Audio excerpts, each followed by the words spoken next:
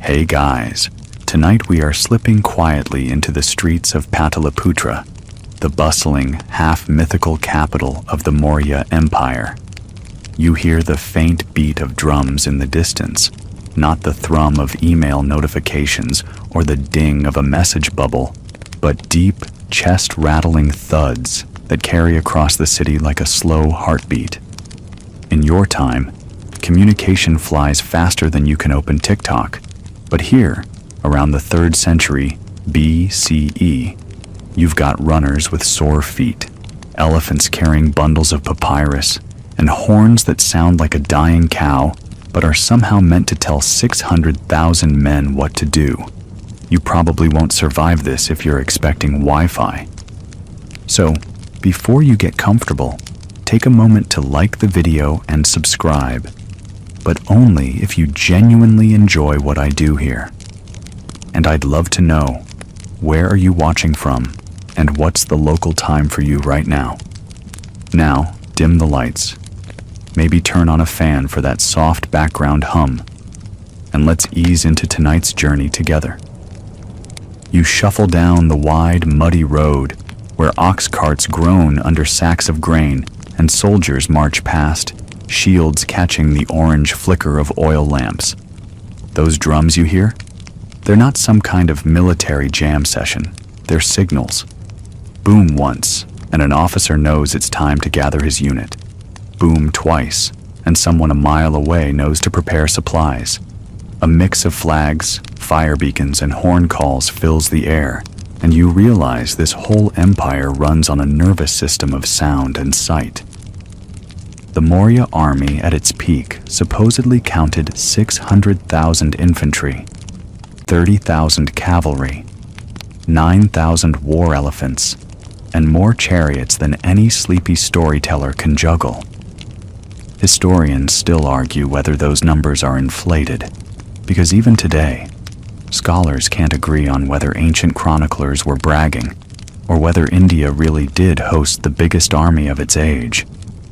But if you close your eyes, you can feel the ground shake from the sheer volume of sandals, hooves, and tusks. And the quirky bit? These drum and flag systems weren't just for the battlefield. In some accounts, messengers literally sat on elephants with giant painted banners, waving directions like an ancient air traffic controller. Imagine your work Slack channel, but each emoji is a 10-foot flag flapping in the hot wind. Somewhere out there, a soldier probably once misread the difference between advance and retreat and ended up running into a swamp. The system worked because it was layered. You didn't just beat one drum and hope the whole empire obeyed. Orders cascaded, from the emperor to ministers, from ministers to generals, from generals to captains, and then down to the ordinary spearmen, who mostly wanted to know when dinner was. At every step, you had scribes scratching away on palm leaves, recording orders and receipts with careful strokes. An early version of read receipts, though the palm leaf wouldn't turn blue when opened. You watch one of these scribes now, perched awkwardly on a stool, ink smudged across his elbow, scratching out a command that will ride on horseback for 3 days to reach a border garrison. Somewhere along the way, the messenger will stop, have lentil stew, maybe flirt with a village girl, and hopefully not get eaten by a tiger. And yet, somehow, the message usually arrives intact. It's both fragile and strangely robust, like your phone surviving one too many drops before finally shattering. And because you're wandering here with modern eyes, you can't help but notice the silence between drumbeats. There are no buzzing notifications, no overload of group chats, just the slow rhythm of sound and the occasional fire beacon on a watchtower in the distance. It's almost soothing, if not for the 600,000 men, of course.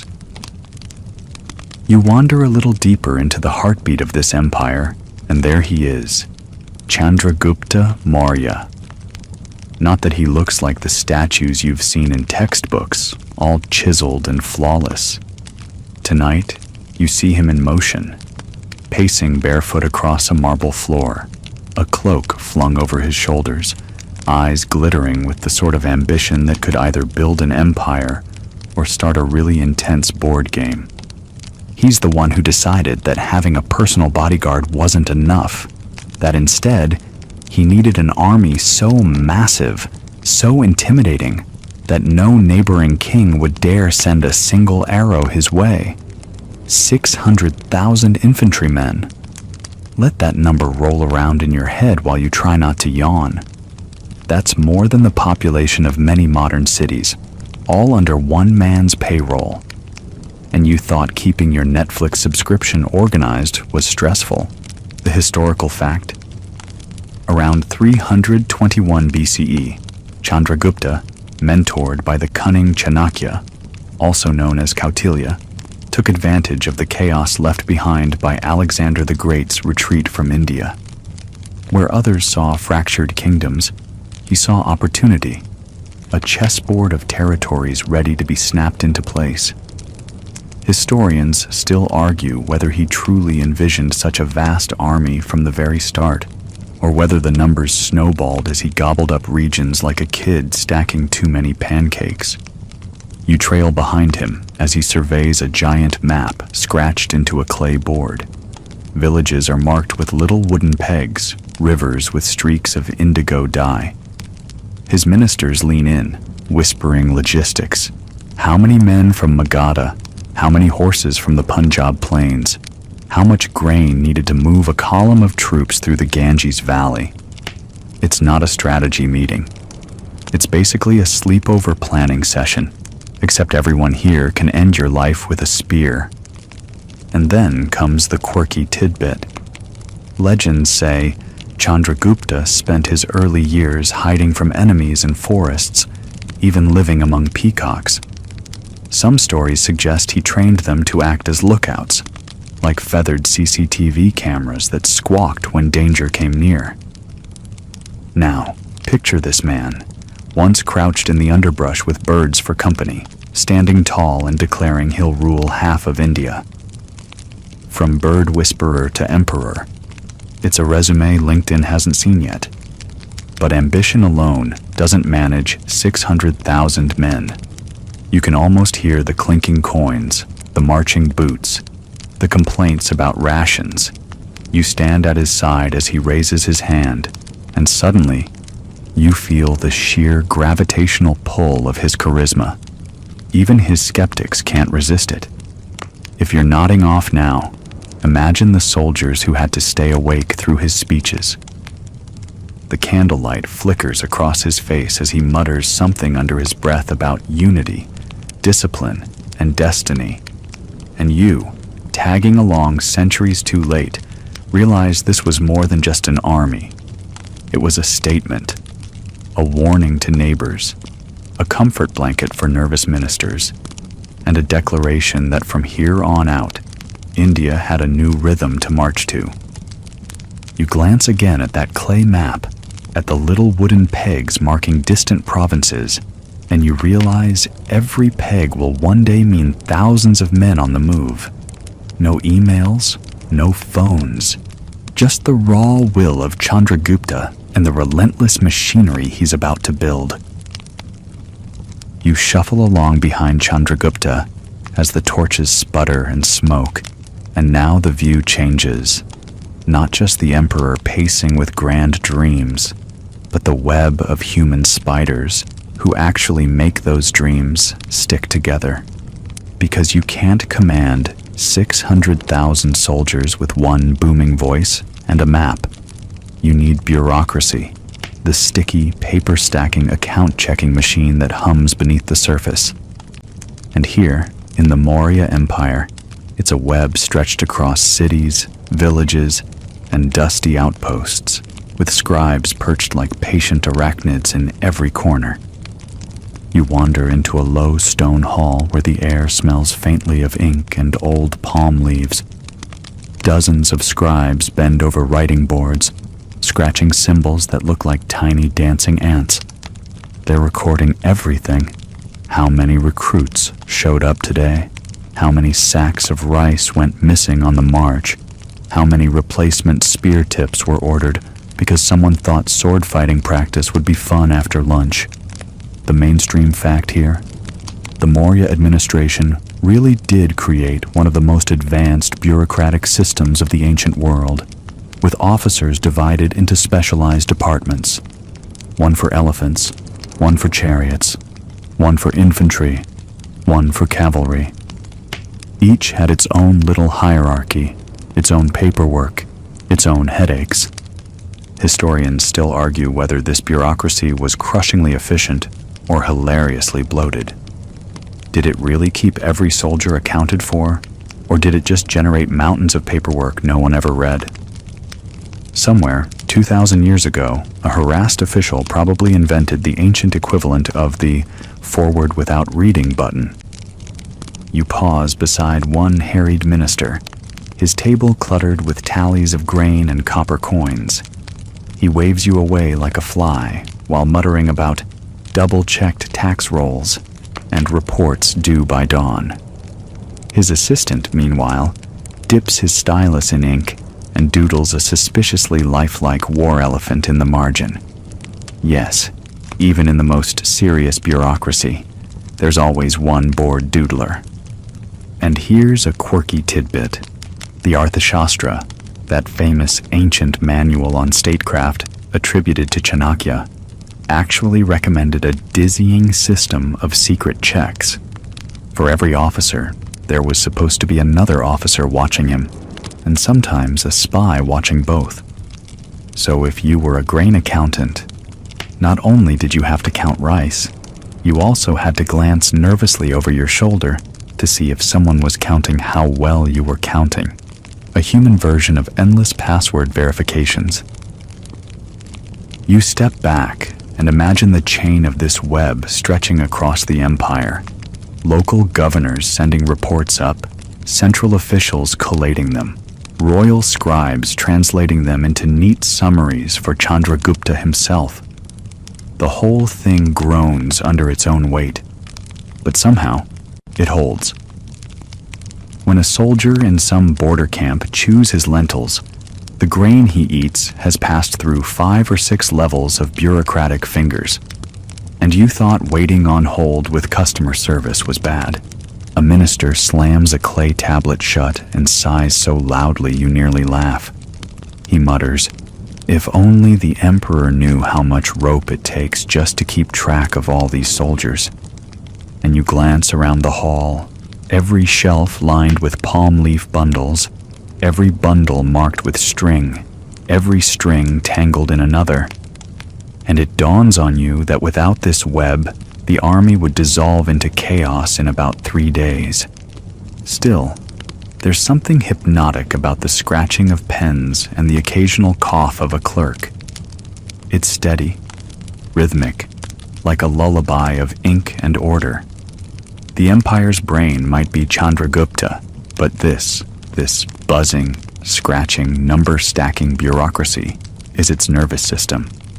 And tonight, you're sitting right in the middle of it, drifting on the steady hum of administrative survival. You drift out of the ink-stained offices and into the open air again, where the smell hits you. Grain, piles and piles of it. Wheat, barley, rice, millet, stacked in clay jars as tall as you are, loaded onto bullock carts that creak like they're one straw away from collapse. If Section 3 showed you the brain of the empire, this is the stomach. Because 600,000 men don't fight on empty bellies, and the Maurya knew it. You trail after a caravan rumbling out of Pataliputra, the oxen trudging in slow rhythm while soldiers in dust-caked tunics march alongside. Every cart carries sacks of grain taxed from villages, the lifeblood of the army. The mainstream fact here is simple but staggering. The Maurya state ran one of the most organized taxation systems of the ancient world, pulling in grain, cattle, and coin, then redistributing it to keep the war machine fed. Imagine a logistical pipeline stretching from village fields to imperial granaries to cooking pots at some distant camp, and you realize how much chewing power this empire controlled. Historians still argue whether the tax rate really was 1/4 of all agricultural produce, as some sources claim. Was it truly sustainable, or did it leave peasants grumbling into their lentil stews? What's certain is that without it, your 600,000-man buffet line collapses faster than a soldier's morale in monsoon season. You glance at the soldiers walking beside the carts. They look half-hungry even now, eyes darting toward the sacks as if a handful of grain might accidentally spill and find its way into their mouths. And here comes a quirky tidbit. Elephants had their own grain allotments, carefully calculated so that the beasts didn't starve mid-campaign. Feeding one elephant could take nearly 300 pounds of fodder a day, an entire village's worth of work just to keep Jumbo chewing. Picture your fridge at home, always empty no matter how much you stock it, and you'll understand. You pause near a granary built of mud brick, its doorway low and narrow, where overseers with abacuses, yes, the old-school calculator, count incoming carts and mutter about lost bushels, like accountants today mutter about missing receipts. Inside, the air is cool and heavy, the grain stacked in woven baskets, guarded by men who look bored until a rat squeaks. Then suddenly, the whole hall erupts in chaos as 3 soldiers chase it with sticks. It's not exactly heroic, but hey, every kernel counts. The empire even had departments to manage food distribution, officers ensuring that frontier garrisons weren't left gnawing bark. Some accounts hint at granary managers being punished if troops went hungry, which must have made every spilled basket feel like a career-ending tragedy. You can almost hear one of them muttering, "No one thanks me when the lentils arrive, but let one bag go missing, and suddenly I'm the villain." And here's the sleepy part. The rhythm of this machine is steady, almost hypnotic. Carts trundle, oxen grunt, sacks thump onto stone floors. Every sound is part of a slow percussion ensemble keeping the army alive. You close your eyes and let the grain dust air settle around you. And for a moment, it feels less like a war economy and more like a lullaby of logistics, the gentle hum of an empire feeding itself, one cart at a time. You follow the grain trail out into the countryside, where the empire's veins spread through countless villages. Out here, you see how the Maurya didn't just feed their army, they grew it. Every little settlement of mud brick houses and thatched roofs was, in its way, a tiny soldier farm. Not that anyone put up a cheerful "recruiting here" sign, but you can feel the expectation in the air. The village exists to serve, and serving often means sending its sons into the emperor's 600,000-man parade. You trudge along a dirt path where children chase chickens, and you overhear elders muttering about quotas. Each village owes men to the state, along with grain, cattle, and occasionally weapon supplies. The mainstream fact here is that the Maurya Empire divided its territories into administrative districts, each responsible for recruiting and provisioning troops. Soldiers weren't floating in from nowhere. They were drawn directly from farming families, reshuffled into the military machine whenever the call came. Historians still argue whether these recruits joined willingly, with patriotic pride, or grudgingly, under the weight of obligation. Were they volunteers dreaming of glory, or farmhands who had little choice when the tax collector showed up with a list of names? No one can quite agree. You catch one young man hugging his mother before he leaves with a spear taller than himself, and you don't need a debate to know his heart is heavy. Here's your quirky tidbit. Some villages became famous for supplying unusual things to the army. Not just men, but goats, chickens, even honey. Imagine an entire regiment marching with jars of sticky sweetness because some corner of the empire was especially good at beekeeping. The soldier next to you grins, whispering that he once traded his spear guard duty for an extra spoonful of honey. A small rebellion, but a tasty one. You notice how the empire weaves itself into daily life. A blacksmith hammers out arrowheads in his smoky hut, sweat dripping down his nose. A potter shapes clay jars for transporting grain, mumbling about deadlines. Women gather herbs that might end up in soldiers' stew or medicine pouches. Even the goats tied up under a tree are destined to march, bleeding, into someone's dinner pot. This isn't just a military machine, it's an ecosystem, one where every clink of metal and every grain of rice is part of the rhythm of war. The funny thing? For villagers, the army was both a burden and a weird source of pride. One farmer tells you his son is serving with the elephants, and you see the sparkle in his tired eyes. Another mutters that his best plow ox is gone because the state wanted a cavalry mount. Well, a very slow one. Pride and resentment, braided together like the ropes tying sacks of grain.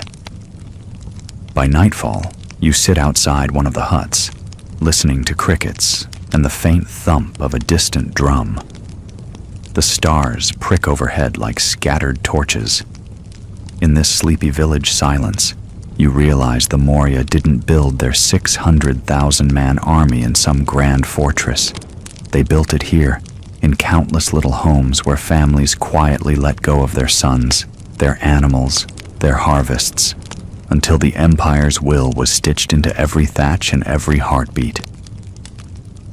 You leave the quiet village and wander toward the capital again, but this time the streets feel different. There's a hush, a kind of stage whisper atmosphere, as though the very bricks are listening.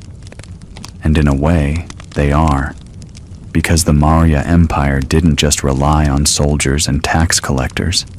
It leaned heavily on spies. You step carefully, because everywhere you look, someone might not be who they seem. The mainstream fact is that Chanakya, the emperor's brilliant and occasionally terrifying advisor, created a sprawling intelligence service. His manual, the Arthashastra, recommends disguises for spies. Monks, merchants, beggars, even wandering entertainers. You can imagine them slipping into taverns, temple courtyards, and village squares, blending in while their eyes scan every whisper. 600,000 soldiers might win battles, but spies kept the army from eating itself alive. Historians still argue whether this system was as vast and efficient as the texts claim. Was it truly a network reaching every corner of the empire, or was that just bureaucratic bravado written down to scare enemies? No one's certain, but when you walk these dim streets, you feel watched, and that uncertainty is exactly the point. You pause by a market stall where a cheerful fruit seller haggles with customers. Her laugh is warm, her hands quick, but you notice the way her eyes linger on every soldier passing by. Could she be tallying loyalty, noting who grumbles about taxes, who whispers about rebellion? Quirky tidbit. Some spies were trained to spread rumors deliberately, like tossing pebbles into a pond to watch the ripples. Imagine starting a whisper that the grain tax is being lowered, just to see who suddenly cheers and who looks suspiciously nervous. In the barracks, you overhear soldiers grumbling about the bland lentil stew. One of them lowers his voice and mutters that the emperor is too soft. A man sitting nearby chuckles a little too loudly and agrees. But you catch the glance he gives you, sharp and calculating. He's no soldier. He's a spy fishing for seditious words, the kind that could get a careless recruit in trouble. You sip your imaginary drink and look away, pretending you didn't notice. Even officers weren't safe. Chanakya believed loyalty had to be tested constantly. Spies reported not just on villages, but on generals, paymasters, even other spies. It was like living in an empire-wide game of Among Us, except instead of voting someone off the spaceship, you might find yourself reassigned to elephant dung duty, or worse. At night, you sit on the palace wall and watch the lanterns flicker across the city. A group of monks passes below, chanting softly, their robes fluttering. But you can't shake the thought, are they real monks? Or informants carrying coded messages between provinces? Suddenly, every cough, every nod, every quiet conversation feels like part of a giant web designed by Chanakya himself. And here's the sleepy part. Once you stop resisting the paranoia, it almost feels safe. The empire is humming, watched from all angles, kept from falling apart by invisible eyes, like being swaddled in a blanket woven from whispers. You lean against the stone, listening to the distant hum of night insects, and let the thought settle in. This whole colossal army isn't just marched and fed, it's monitored, tested, and nudged by shadows you'll never fully see. The night watch changes, and you slip away from the web of spies into a dusty parade ground where raw recruits shuffle nervously. Spears taller than their bodies lean in neat rows, and the air smells of sweat, dust, and boiled lentils. You've seen the bureaucracy that keeps count, the villages that supply men, and the spies that sniff for disloyalty. But now comes the clumsy human part, actually teaching these farmhands how to fight. The mainstream fact is that the Maurya army was divided into 4 main branches: infantry, cavalry, chariots, and elephants, each with its own training regimen. Infantrymen drilled with bamboo spears and shields, practiced marching in formation, and learned how to respond to the beat of a drum. Horses and chariots needed constant handling to keep them steady in battle, while elephants required years of careful training. Training camps like this dotted the empire, turning peasants into soldiers, one dusty drill at a time. Historians still argue whether Maurya training was rigorous and standardized, or whether it varied wildly depending on region and commander. Did every recruit learn the same formation drills, or did some get little more than a stick and a prayer? No single answer survives, though tonight you see both possibilities.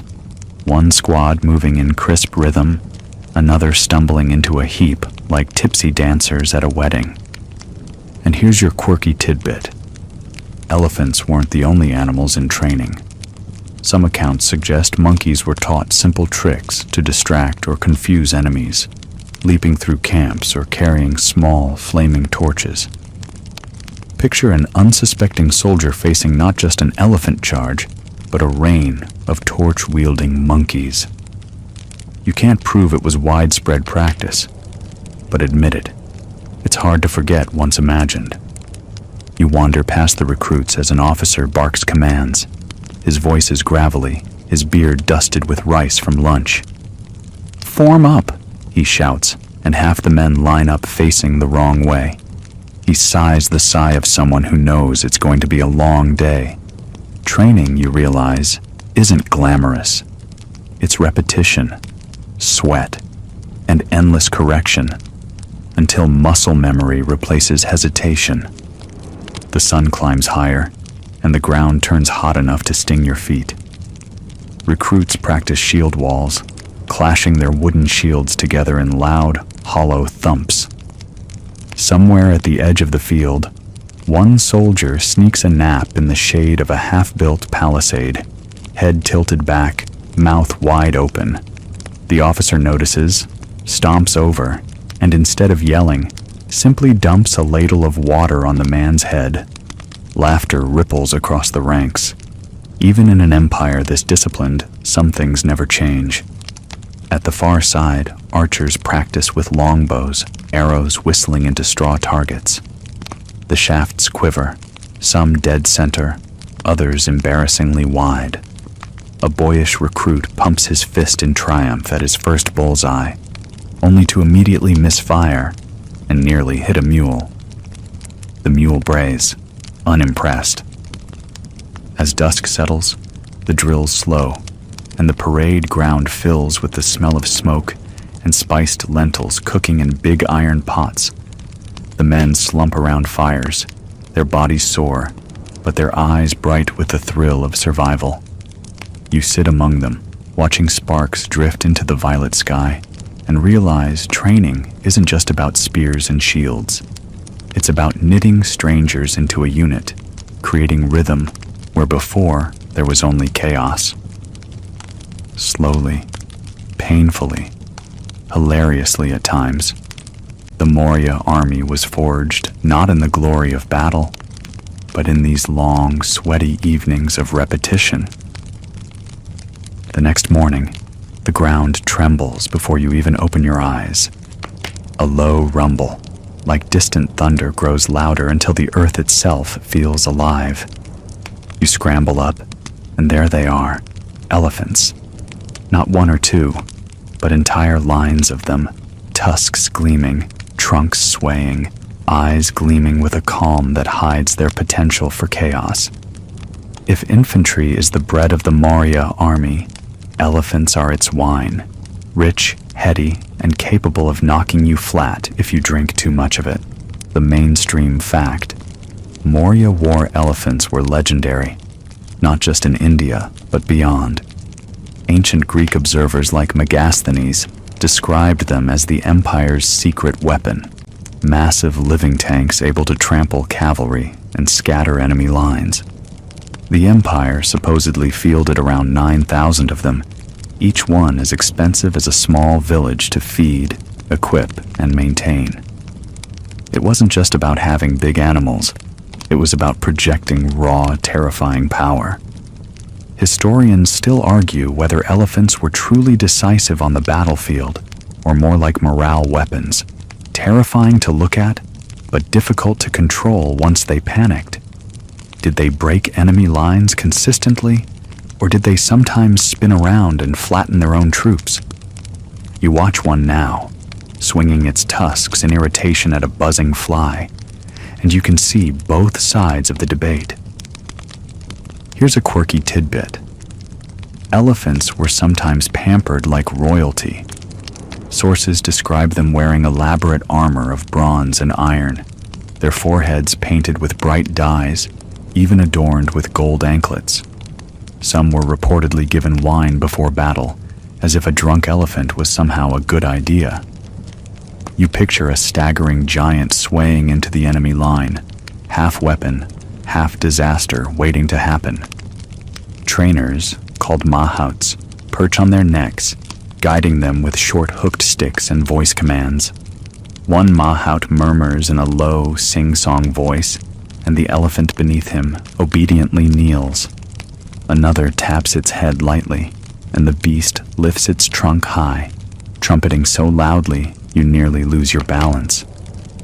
Watching this partnership feels oddly intimate, like watching two dancers who know each other's steps perfectly. Of course, the soldiers on the ground don't always share that intimacy. One recruit nervously edges away as a tusk swings near, muttering, "I signed up to fight men, not mountains." His friend elbows him and jokes, "At least the mountain's on our side." The laughter eases the tension, but only a little. As the day warms, you watch an elephant unit practice formation. They lumber forward in a steady line, massive feet pounding dust into clouds. Behind them, infantry follows, shields raised, like children hiding behind their parents. The sheer spectacle is hypnotic. The ground shakes, the air vibrates, and even the smell of hay and musk feels overwhelming. It's sensory overload, the kind that makes you understand why enemies might drop their weapons and run before a single spear is thrown. But when the sun dips, the scene softens. The elephants are led to a riverbank, where they splash water over their broad backs and roll like oversized puppies.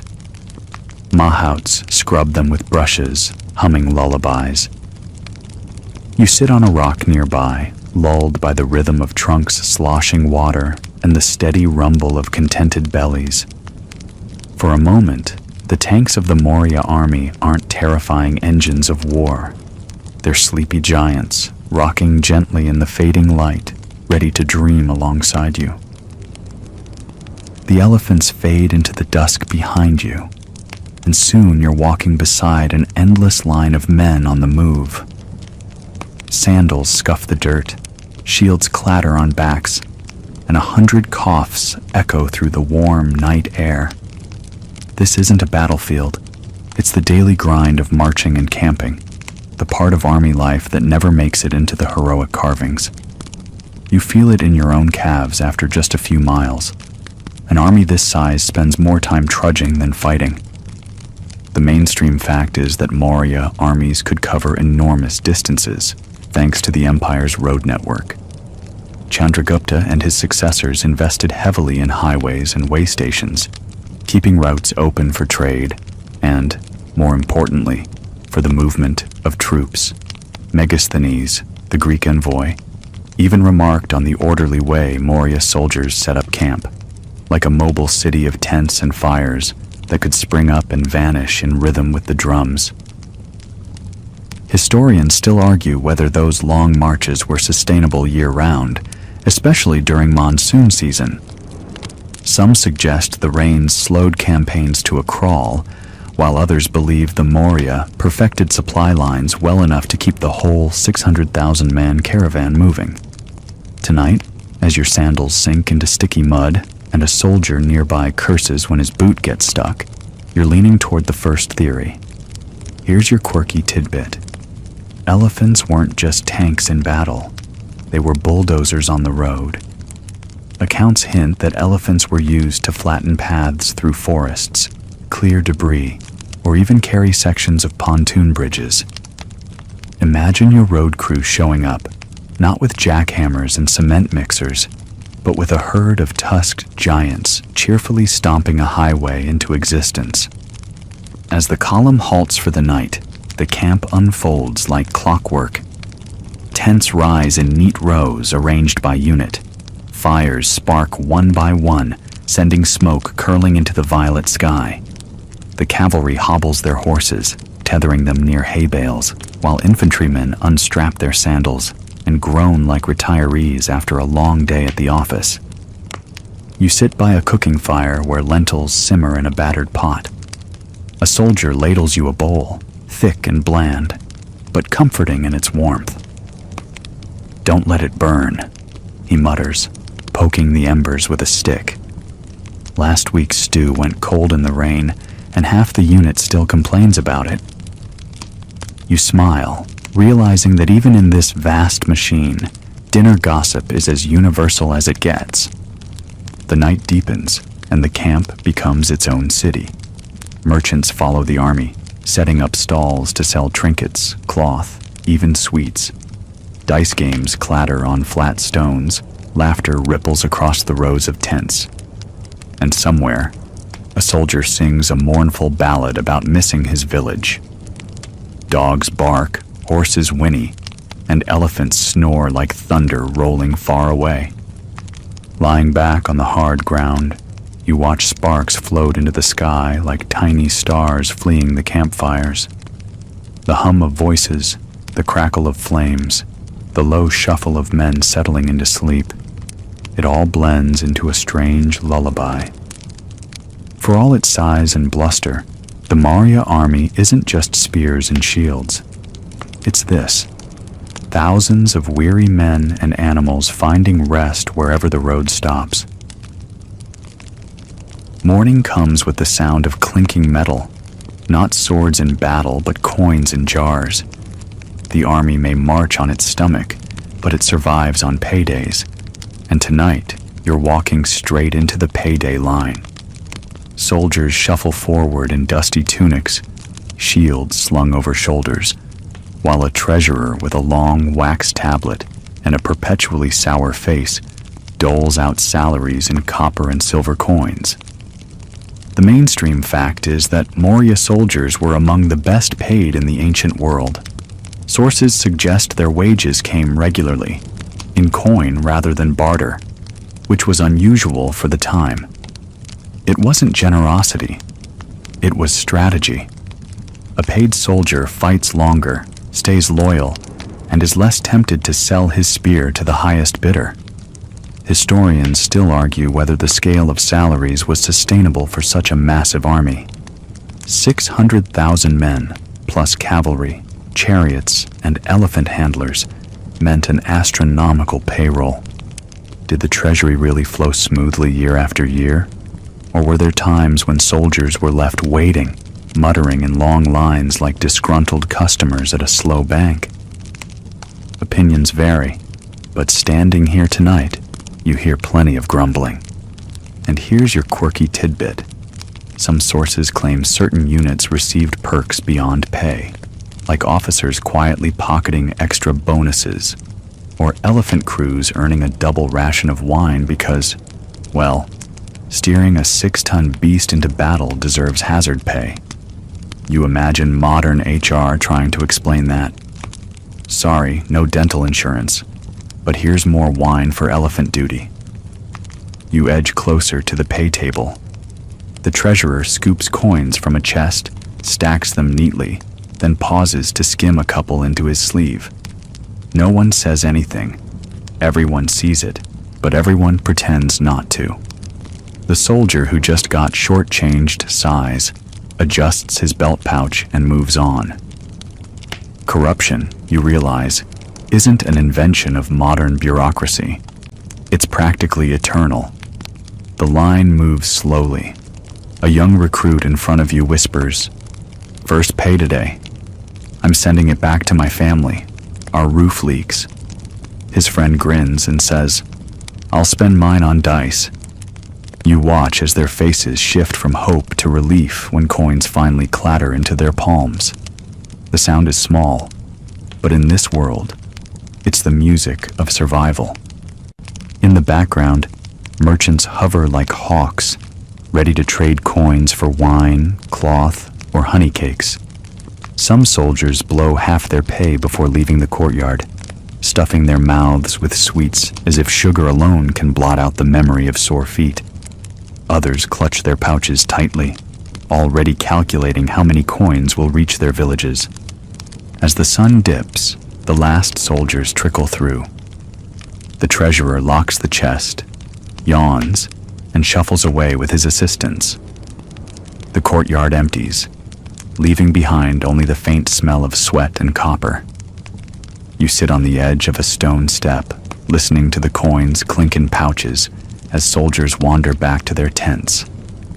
It's strangely soothing, like the lull of a pocket full of pebbles, the small assurance that, for now, everyone is still tied to the empire, not just by duty, but by pay. The coins vanish quickly, and what follows is just as vital: the inspection of weapons and armor. Tonight, you drift through rows of soldiers hunched under flickering oil lamps, polishing spearheads, sharpening blades on whetstones, and tugging at frayed straps on shields. The smell is part iron, part leather, part sweat, like a medieval sporting goods store that forgot to close. The mainstream fact here: Maurya soldiers were required to keep their weapons in good condition, and state officials conducted regular checks. Ancient accounts note how the army placed heavy emphasis on discipline, not just in drilling, but in making sure every spear was straight, every sword sharp, every bowstring taut. An unready weapon wasn't just a liability, it could bring punishment. Historians still argue whether this constant oversight came directly from central inspectors or was delegated to local officers. Some say royal officials roamed camp to test armor themselves, while others argue responsibility lay with commanders. The debate hinges on fragmentary sources, and no one's fully sure. Tonight, though, you watch a stern officer rap his knuckles against a soldier's dented shield and shake his head. The poor man sighs and trudges off to find a smith. Here's the quirky tidbit. Soldiers sometimes decorated their shields with colorful motifs, sunbursts, animals, even crude jokes. Archaeological hints suggest personalization slipped past regulation, as long as the shield itself held firm. You can imagine one poor infantryman trying to fight seriously, while his shield displayed a wobbly doodle of an elephant wearing a crown.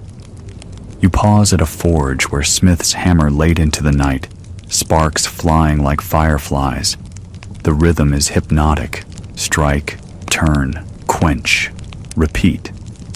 A boy bellows the flames, sweat pouring down his face as the metal glows.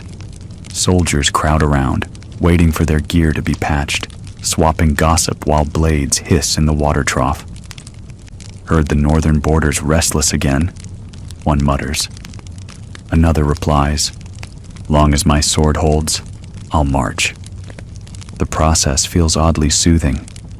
There's comfort in the clatter, in the careful attention to objects that might mean the difference between life and death. A soldier leans over his spear, stroking the shaft like a prized possession. Another carefully oils his bow, humming a lullaby from his village. You realize that for many, the ritual is as calming as it is practical. A bedtime routine, if your bedtime happens to involve a 600,000-man army. By the time the lamps burn low, weapons gleam in tidy rows beside each sleeping mat. The army settles once more, metal and leather neatly stacked for tomorrow's march. You drift away, ears still echoing with the sound of whetstones on steel, a strangely comforting lull, the gentle assurance that in this vast, noisy empire, even soldiers find calm in polishing their gear before sleep. You follow the trail of smoke and laughter to the far side of the camp, where the real heartbeat of the army hums, not the parade ground or the forge, but the campfires. Thousands of small fires glow like stars scattered across the earth, each circle a little universe of soldiers, eating, gossiping, or arguing over dice throws. The night here feels alive, yet oddly cozy, as though the empire itself breathes through these scattered flames. The mainstream fact: Maurya armies weren't just battle machines, they were traveling towns. With hundreds of thousands of soldiers came cooks, barbers, entertainers, and even families of camp followers. Fires were central to this life. Around them, orders were repeated, friendships formed, and morale sustained. Without campfires, the army would be nothing but a cold, endless march. Historians still argue whether the Mauryan state officially regulated these fires or let them burn freely. Some suggest officers rationed firewood to prevent chaos, while others believe soldiers gathered what they could. Either way, controlling the fuel for so many fires would have been a logistical puzzle worthy of its own ministry. Tonight, you watch a squad return with armloads of wood, arguing about whose turn it was to carry the heavier logs. Here's your quirky tidbit. In some traditions, soldiers believed tossing a pinch of food into the fire kept spirits or ancestors content. You see one man discreetly flick a crumb of flatbread into the flames, whispering something you can't catch. His friend notices and smirks. Bribing the fire again? The man shrugs. Better the fire eats first than I do. The air buzzes with small talk. A group of cavalrymen debates which horseback home could outrun the others. A cluster of infantry plays dice, coins clinking as they gamble away half a day's pay. One unlucky throw earns groans and laughter. The loser grins. muttering, "Guess the Empire needs my money back anyway." A fiddler plucks a tune nearby, the melody faint and sweet above the crackle of wood. Food appears again, rice steaming in clay pots, lentils bubbling, skewers of meat roasting. The scents weave together, rich and comforting, drifting across the rows of flames.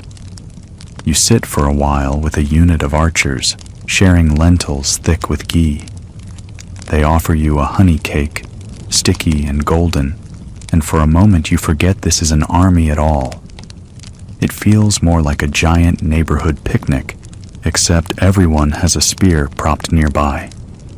You notice, too, the undercurrent of strategy. Officers wander from fire to fire, quietly repeating instructions, checking head counts, making sure spirits remain high. They don't shout here. They lean in close, voices low, letting the intimacy of firelight do the work. Orders pass in murmurs, as if carried by the crackling wood itself. By midnight, some fires die down to embers, soldiers curling under cloaks, bellies warm, eyes heavy. Others still glow, where dice clatter and laughter refuses to fade. You linger at the edge, soothed by the flicker of flames and the low hum of voices. The Maurya army may be enormous, but here, by firelight, it feels human. Small knots of warmth strung together across the dark plains of history. You wander farther into the camp, and the firelight fades into silence. Here, tucked away from the chatter and clatter, lie the quiet tents of the scribes and administrators, the unsung backbone of this massive army. While soldiers eat and sleep, these men lean over palm leaf manuscripts, styluses scratching softly, tallying numbers that would make your head spin. The mainstream fact: the Maurya Empire kept meticulous military records. Ancient texts and Greek accounts hint that officials tracked not only troop numbers, but also supplies, payments, and assignments. Every spear, every ration, every coin owed to a soldier was written down. The army might have looked like chaos from the outside, but in the glow of these lamps, you see order distilled into lists and columns. Historians still argue whether these records were centralized in Pataliputra or maintained in mobile offices traveling with the army. Some believe copies went back to the capital by courier, while others think the generals carried their own small, bureaucratic bubble. Tonight, you see couriers slipping in and out, scrolls tucked into leather satchels, vanishing into the darkness like fireflies with paperwork. The quirky tidbit? Some scribes, bored with endless columns of numbers, are said to have doodled in the margins. Tiny elephants, half-finished lotus flowers, even snarky notes about their commanders. Imagine the modern equivalent: a spreadsheet peppered with cartoons and sarcastic sticky notes. You spot one palm leaf where someone has drawn what looks suspiciously like a goat wearing a crown. The scribe grins sheepishly and quickly hides it under his ledger. The air smells different here: ink, oil, and the faint musk of dried palm leaves. You lean closer to a desk where a man mutters, "Unit 46, 5 missing sandals." How do you even lose 5 sandals? His partner shrugs. One guy probably has 2 left feet. They both chuckle softly, but their hands never stop moving across the manuscripts. Nearby, a clerk carefully seals a bundle with wax. The courier bows, takes it, and disappears toward the stables. Maybe the message will ride all night to a provincial governor, or maybe it will vanish into the Empire's endless filing system. Either way, it's clear. Without these nocturnal scribes, the army's massive body would collapse. The soldiers are its muscle, but the clerks are its nervous system, firing signals through ink and wax. There's an odd serenity here. The The scratch of styluses replaces the clank of swords, the flicker of lamps steadier than fire. You almost nod off as you listen, the rhythm lulling. Tally, scratch, seal, sigh. It's paperwork as lullaby. The Maurya army's bedtime story, written not in words, but in columns of figures. When you finally step back into the cool night, the contrast stuns you. Behind you, the steady pulse of bureaucrats hunched over their ledgers. Ahead, the vast sprawl of tents, snores, and smoldering embers.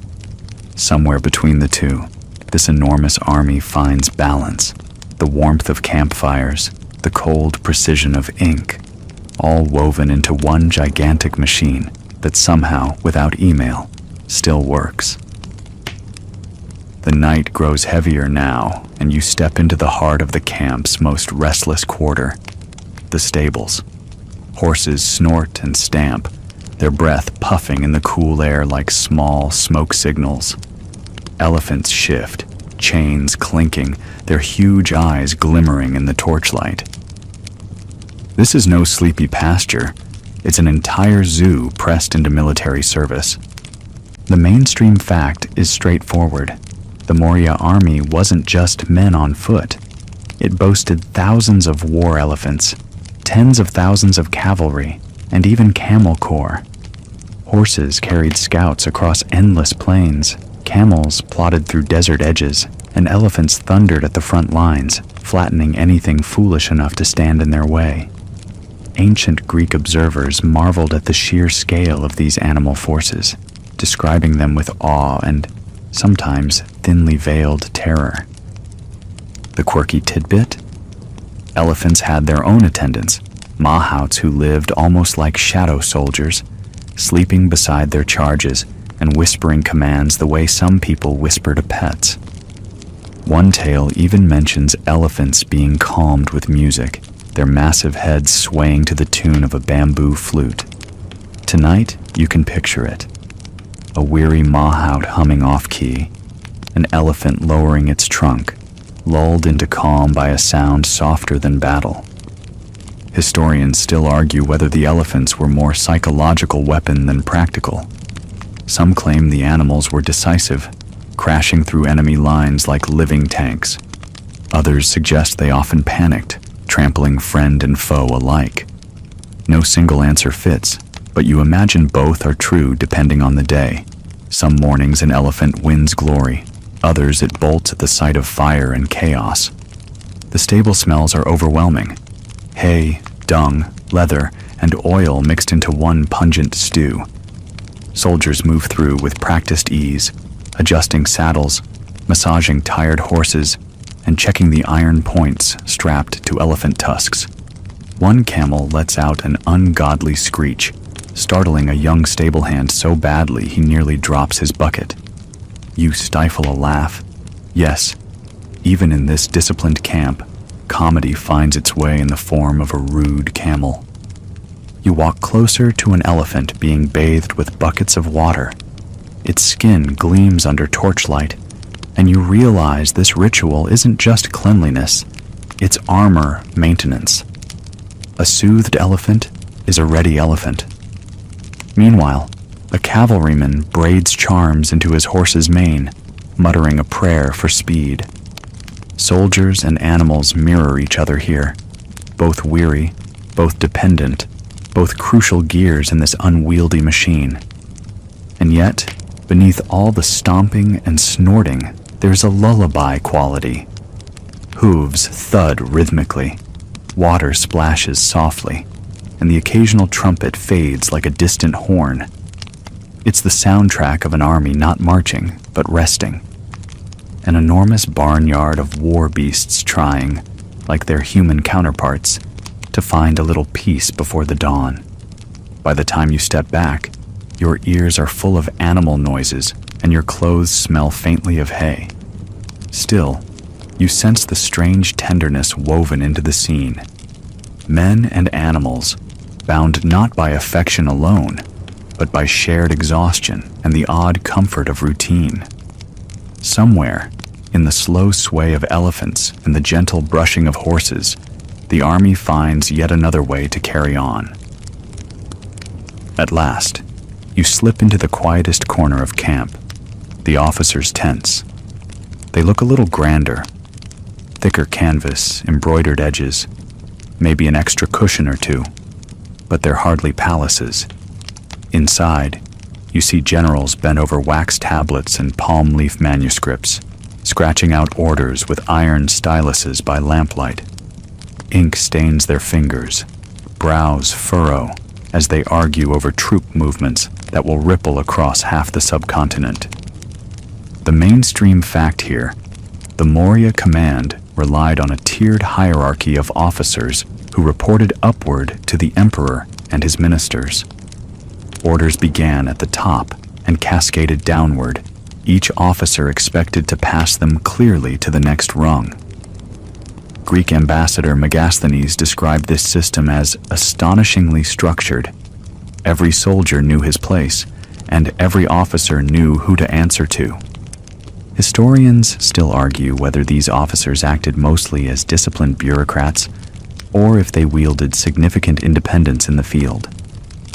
Some claim they were mere extensions of central control, while others believe they adapted to local conditions with surprising autonomy. The debate remains, but here you see the tension. One general insists on waiting for instructions. Another mutters about handling things our way if the message from Pataliputra never arrives. And the quirky tidbit: some officers, according to scattered anecdotes, used coded gestures or even drum signals when distance or noise made words impossible. Imagine an entire division shifting direction because a commander waved a peacock feather or banged a drum in a peculiar rhythm. Tonight, you can hear a faint beat rolling across camp. Was that a signal, or just someone practicing after hours? You'll never know. The atmosphere in these tents isn't stern discipline, though. It's closer to an office after midnight. Officers sip watered wine, share roasted chickpeas, and grumble about supply lines. One younger captain yawns so hard he drops his stylus, smudging an order that now reads more like a shopping list. Another mutters, "If only we had pigeons." And everyone chuckles, the joke circling back to the eternal problem. A massive army, no email. And yet, the system works. Slowly, painstakingly, orders are drafted, copied, and handed to couriers who vanish into the night. Officers stretch their legs, roll their shoulders, and finally allow themselves to drift toward bedrolls. They'll rise again before dawn, ready to turn parchment into motion, commands into marching feet. The camp quiets now. Fires sink into embers, animals settle, and even the sternest officers release a long sigh. You feel the weight of 600,000 lives suspended in a fragile web of ink, voices, and discipline. And as the final torch sputters out, the entire machine slips into sleep, vast, improbable, and strangely peaceful. And now, as the army rests, you feel your own breath slowing, following the rhythm of this colossal camp. The sounds soften. No more hammers striking metal. No more hooves stamping. No more couriers rushing through the dark. Just a hush, like a blanket stretching across the plain. The night air is cool, carrying a faint trace of wood smoke and grass. You let that drift through you, as if you, too, are lying on a simple mat beneath a tent, the world held safely outside. The camp's murmurs fade until they are little more than whispers. The distant snore of a soldier, the sigh of a horse, the crackle of a dying fire. Even the elephants, those mighty beasts, sway gently in their sleep, their trunks curled like children's arms. You feel how much depended on this fragile order. Thousands of lives, countless small tasks, every sharpened spear and every scribbled order. And yet, for this moment, the Empire asks nothing more of you. No marching, no shouting, no decisions. Just the quiet, steady hum of an army at rest. Breathe slowly now, as though your breath were part of that rhythm. In, like the rise of a war drum. Out, like the sigh of wind over the plains. The body grows heavy, the thoughts lighter, the edges softer. You're safe here, folded into the hush of history, where the burdens of empire dissolve into the simple promise of sleep. Let the images drift away, the torches, the tents, the endless ranks of soldiers, and sink instead into stillness.